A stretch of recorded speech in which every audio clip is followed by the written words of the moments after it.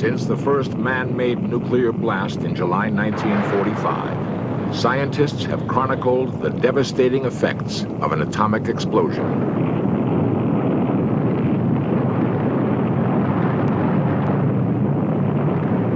The evidence now indicates that a nuclear explosion may have occurred on Earth as early as 1908.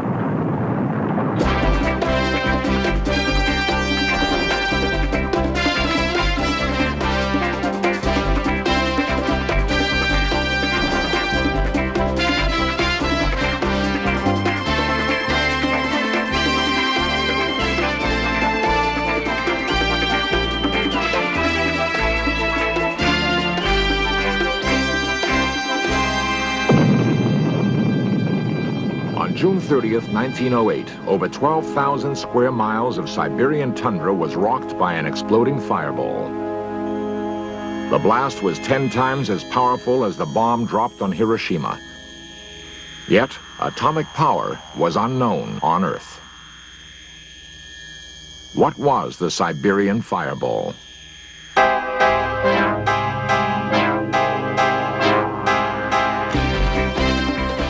This series presents information based in part on theory and conjecture. The producer's purpose is to suggest some possible explanations, but not necessarily the only ones, to the mysteries we will examine.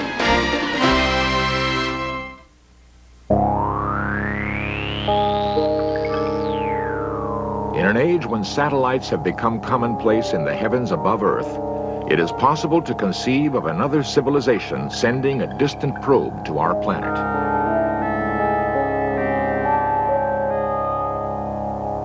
There's a startling theory that such a probe may have arrived on Earth just after the turn of the century, and that it was programmed to land in the vast open spaces of Siberia. In the 4 million square miles of Siberian tundra, there are only a handful of population centers. For the most part, it is a land that nature has forsaken. A layer of permafrost descending 1,000 feet below the surface makes farming virtually impossible. The barren land supports very little animal life and only a small, hardy population.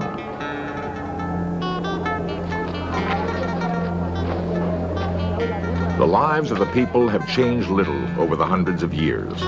The stories they tell of their past are simple tales whose origins can easily be traced. The traders in Vanavara, a tiny hamlet 3,000 miles east of Moscow, maintain a legend, however, that has puzzled scientists for 80 years. They say that a bluish, cylindrically shaped object came hurtling in from outer space.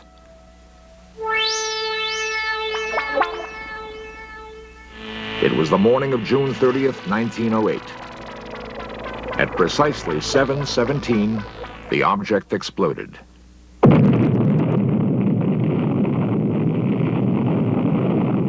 The story of that explosion has been passed down through a generation to people who remember it today. Dorothy Raisinen's parents witnessed the explosion. There was this big boom.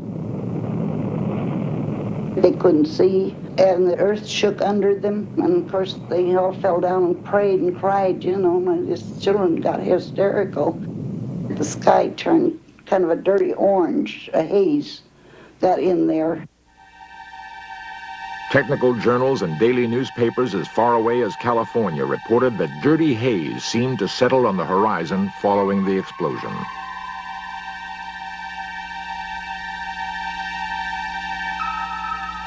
The blast that occurred in Tunguska was so intense that it knocked people off their feet, 200 miles from the blast site. Amazingly, however, there was not one human fatality. Whatever the object was, it struck in Tunguska in the middle of a swamp. What it was, or how it could have caused such massive destruction, remained a mystery. Barographs, a primitive form of seismic recorder, mechanically measured the magnitude of the explosion as far away as London and Washington, D.C., but they in no way adequately communicated the intensity of the event. Nor nor did the brilliant sunsets, which painted the skies for several days after the explosion. The first successful scientific expedition into Tunguska was not launched until 19 years after the explosion.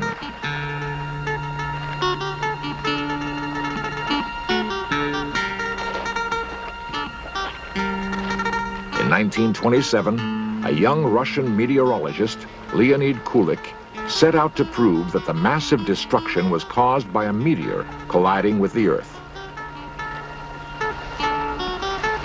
Kulik's theory was fully accepted at the time as being perfectly logical. After carefully studying the work done by Kulik and other Soviet scientists, a book was authored on the subject by Thomas Atkins. And also by using some information that he had acquired from a seismic station, an earthquake station in Irkutsk in southern Siberia, he manages to locate, after a rather long and arduous expedition, the fall point or epicenter of the explosion. What he finds is a shattered forest. The extent of the destruction that lay before him was mind-boggling. He got up on a high ridge and looked out for 10 or 12 miles. And as far as he could see, toward the north, every single visible tree had been knocked down. He gets to the center of this destroyed forest, and he finds not a crater, but something far stranger and something for which he had no explanation. He found a forest that was still upright, a dead forest. It was here, in the very epicenter of the blast, that Kulik expected to find the same sort of crater that was gouged into the Arizona landscape 50,000 years ago by a giant meteor.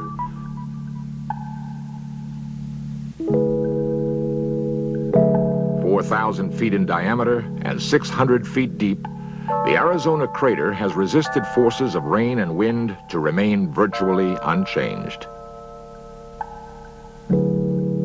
If a similar type of meteor had crashed in Siberia, then logically it should have left just such a crater. But it did not. That fact has sparked the controversy over the origins of the Tunguska explosion, which continues today.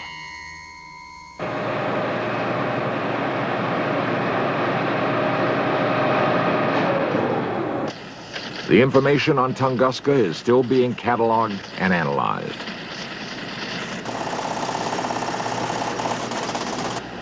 Some modern-day astronomers believe, however, that Kulik was on the right track. They maintain that a crumbly sort of meteorite, a carbonaceous chondrite, was responsible for the explosion.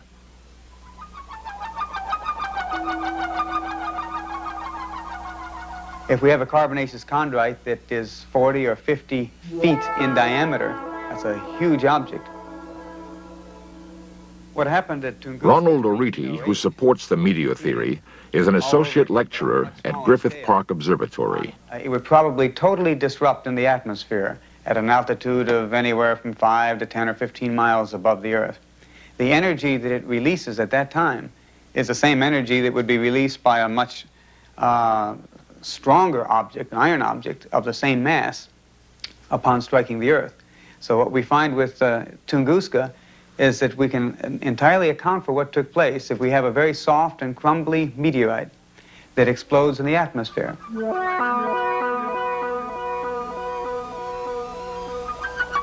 Most meteors burn up before they can explode. That fact has not escaped the notice of an equally qualified scientist, Charles Cowell of Caltech, who supports the comet theory. Comets are basically dirty snowballs. That is, they're composed mostly of water ice with some dust mixed in. They're very fragile things. They're not solid rocks. This helps explain why the Tunguska event did not leave a large crater on the ground. Even though it was a very massive, violent event, there were no large craters found. This is because the comet exploded before it hit the ground. The blast effect knocked down trees and people many miles from the center of the explosion, but it did not leave much evidence on the ground. There were no large chunks of meteorites left. This can only be explained by the fact that the comet had disappeared before it hit the ground, whereas a meteorite would have left a large crater and fragments scattered all over the place. I think the comet theory is the best one, simply because it explains all of the facts with the minimum number of assumptions.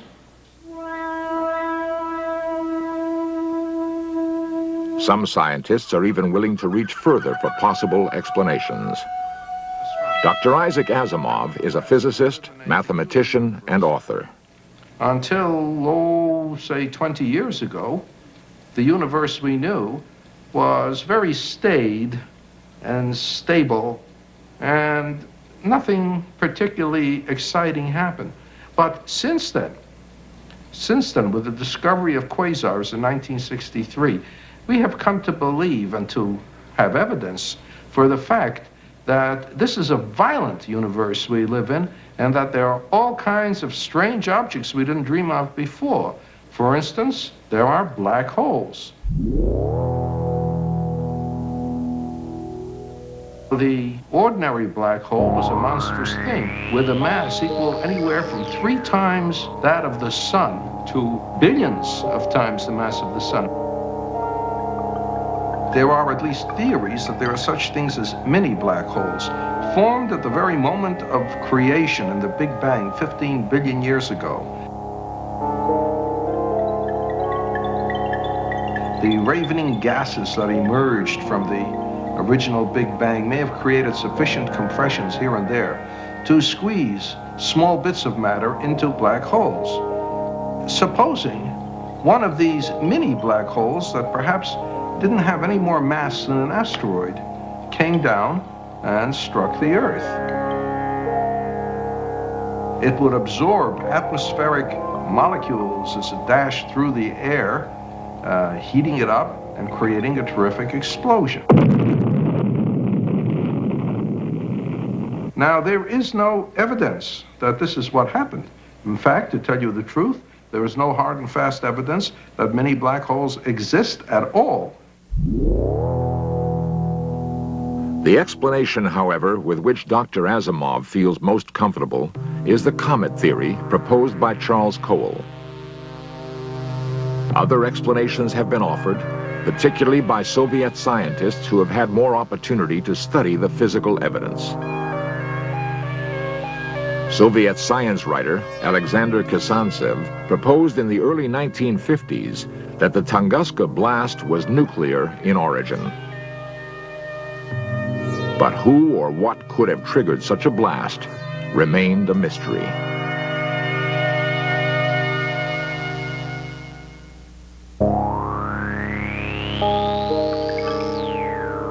Despite the diverging opinions, scientists have one area of agreement: that on June 30th, 1908, some outer space object collided with the Earth.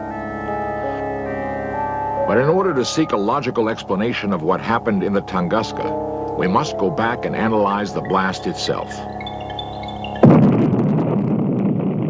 There was a gigantic fireball, a huge pillar of fire that blossomed up into the air for some 20 miles and was visible for several hundred miles away. It was an instantaneous thermal flash as a result of this fireball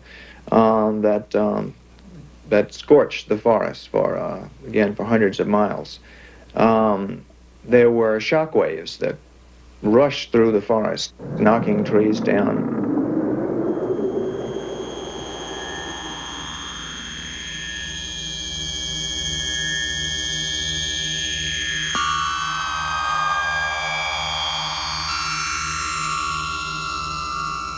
Russian writer Kazantsev, Atkins, and others have theorized that such a blast was triggered by a nuclear device almost 40 years before the first man-made explosion.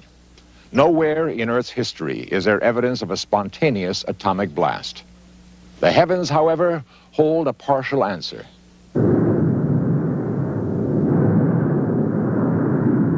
Using the sun as a model, we know that all stars have, for billions of years, created power through nuclear fusion. Surrounding these stars exist planetary systems much like our own, and it is quite likely also that if there is other intelligent life in the galaxy, they have harnessed such a power. The experiment that took place at Alamogordo, New Mexico, in the summer of 1945, proved that Earth scientists had found a way to trigger a nuclear explosion.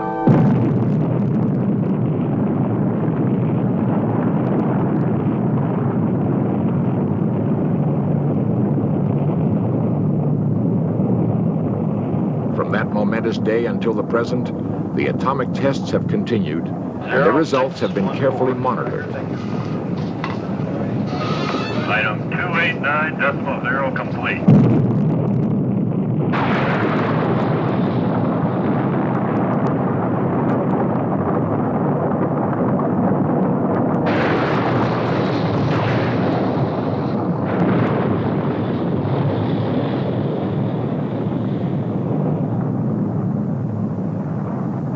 Startling parallels can be found between man-made blasts and the event at Tunguska.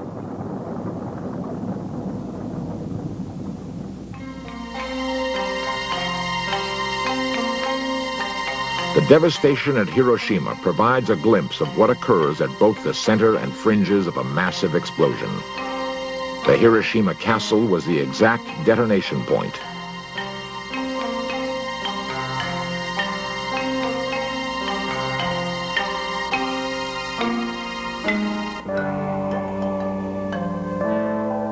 The Soviets carefully compared the after effects both at Hiroshima and Tunguska. At ground zero of the first blast was the Hiroshima castle.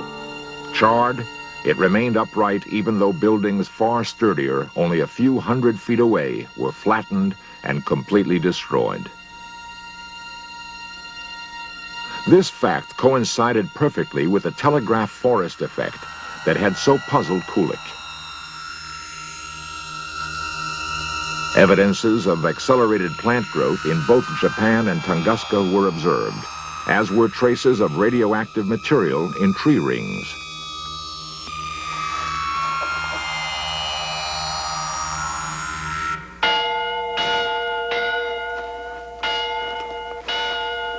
The people of Hiroshima have known almost from the very first day the deadly effects of a nuclear explosion.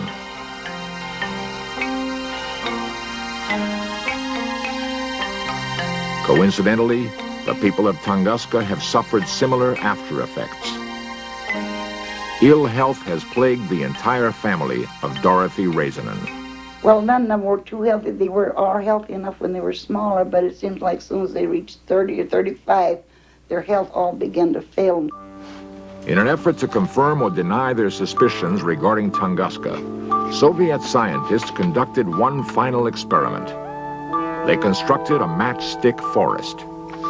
It was the exact scale model of the Tunguska blast site. Each tiny matchstick representing a particular stand of trees.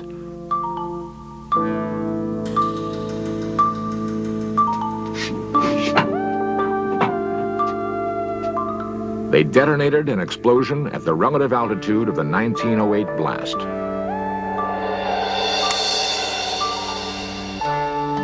Even to their surprise, the pattern of uprooted model trees was identical to the original Tunguska explosion.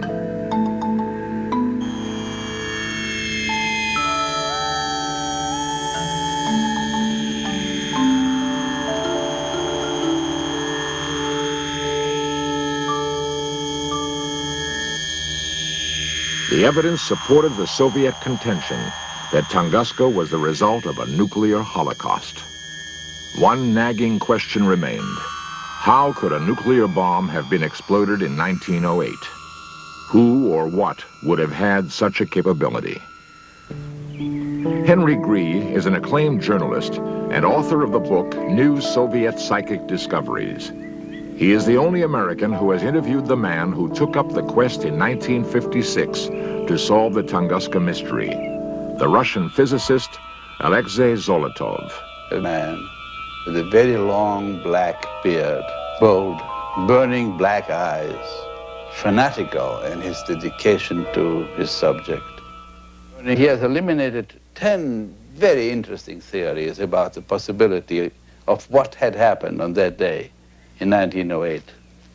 And he has eliminated each and all of them for various very important scientific reasons to arrive at the conclusion that his one theory is the most valid, namely, that an extraterrestrial civilization had sent a message to Earth for us to know that there is life in outer space, that there is civilization in outer space which is ahead of us and which is watching us very benevolently.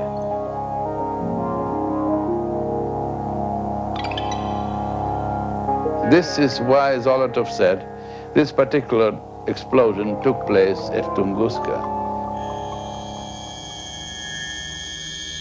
Thomas Atkins explains why he believes that the Tunguska explosion resulted from an alien spacecraft. Eyewitness accounts provided him with the object's course. And several miles above the Earth, over Siberia, it seemed to have executed an eastward turn and then a very sharp westward turn. It's that westward turn, in fact, that took this object over the more desolate part of Siberia, where it would do no human damage. They didn't know what happened. They thought it was the end of the Earth.